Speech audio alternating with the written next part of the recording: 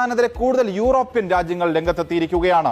സൈനിക സഹായം പ്രഖ്യാപിച്ചുകൊണ്ട് സൈപ്രസിലേക്ക് പടക്കപ്പലുകളും പോർവിമാനങ്ങളും അയക്കുമെന്ന് ഗ്രീക്ക് പ്രധാനമന്ത്രി വ്യക്തമാക്കുന്നു. ഈ യുദ്ധം അമേരിക്ക തുടങ്ങിയതല്ല എന്നും ആക്രമണം കടുപ്പിക്കുമെന്നും US പ്രതിരോധ സെക്രട്ടറി പീറ്റ് ഹെക്സറ്റ് വ്യക്തമാക്കിയിരിക്കുകയാണ്. കൂടുതൽ അമേരിക്കൻ സൈനിക ശേഷി മിഡിൽ ഈസ്റ്റിലേക്ക് ഒഴുകും എന്നതുൾപ്പെടെയാണ് അമേരിക്കയുടെ ഭീഷണി. കൃഷ്ണകിഷോർ ചേരുകയാണ്.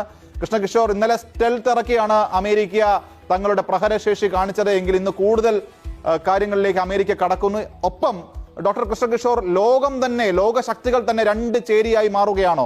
ചൈനയുടെ തുറന്ന പിന്തുണയാണ് അല്പസമയം മുൻപ് ഇറാന് ലഭിച്ചിരിക്കുന്നത്. ഇപ്പോൾ യൂറോപ്യൻ രാഷ്ട്രങ്ങൾ, ഗ്രീക്ക് അടക്കമുള്ള രാഷ്ട്രങ്ങൾ തങ്ങളുടെ നിലപാട് തുറന്നു പറയുന്നു ലോകത്തോട്.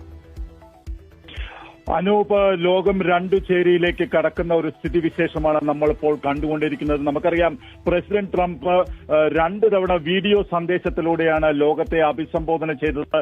ഇപ്പോൾ പെന്റഗൺ മേധാവി, അമേരിക്കയുടെ ഡിപ്പാർട്ട്മെന്റ് ഓഫ് വാറിന്റെ മേധാവി പീറ്റ് ഹെക്സറ്റും സംയുക്ത സൈനിക മേധാവിയും ഈ ആക്രമണങ്ങൾ തുടങ്ങിയതിനു ശേഷം ഡാൻ കെയ്ൻ അവർ മാധ്യമങ്ങളോട് സംസാരിക്കുകയാണ്. ഇറാനെ അമേരിക്ക ആക്രമിച്ചത് അമേരിക്കയ്ക്ക് ഇറാൻ നിരന്തര ഭീഷണി ഉയർത്തുന്നത് കൊണ്ടാണെന്നുള്ള പ്രസ്താവനയാണ് പീറ്റ് ഹെക്സറ്റിൽ നിന്ന് ഇപ്പോൾ വന്നിരിക്കുന്നത്. ശക്തിയേറിയ മിസൈലുകളുടെ നിർമ്മാണം ഇറാനിൽ തുടർന്നുകൊണ്ടിരുന്നു. അതുപോലെ തന്നെ ഡ്രോണുകളുടെ നിർമ്മാണം തുടർന്നുകൊണ്ടിരുന്നു. അത് നിർവീര്യമാക്കേണ്ട ചുമതല അമേരിക്കയ്ക്കുണ്ടായിരുന്നു. അതുകൊണ്ടാണ് ഈ സൈനിക നടപടിക്ക് അമേരിക്ക തുനിഞ്ഞത് എന്നാണ് ഇപ്പോൾ പീറ്റ് ഹെക്സറ്റ് പറഞ്ഞത്.